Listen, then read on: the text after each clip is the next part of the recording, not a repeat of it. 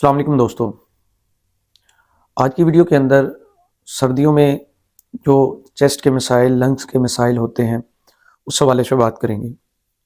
دوستو، جو ہی موسم ہمارا گرمیوں سے سردیوں کی طرف آتا ہے تو اکثر ہمیں لنگس کے مسائل دیکھنے کو ملتے ہیں، ریسپائریٹری انفیکشن دیکھنے کو ملتی ہے۔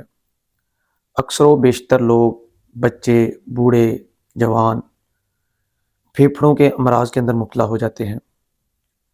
آج کی ویڈیو کے اندر اس حوالے سے گائیڈ کرنے کی کوشش کریں گے۔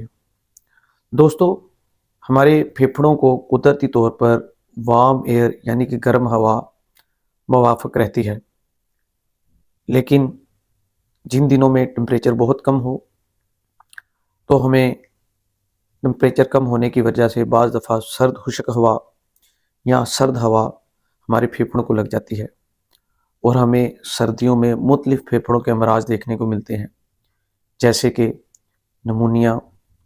اگر نمونیا کی بات کریں تو یہ وائرس سے، بیکٹیریا سے، دونوں سے پھیل جاتا ہے یا ہو جاتا ہے۔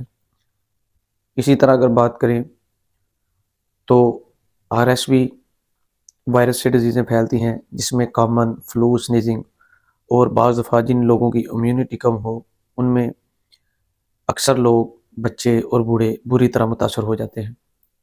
اسی طرح COPD،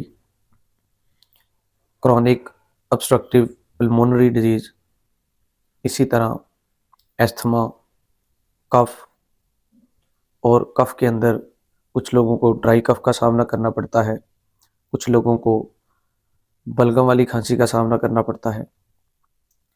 دوستو، یہ مختلف پھیپھڑوں کے امراض سرد موسم کی وجہ سے ہوتے ہیں۔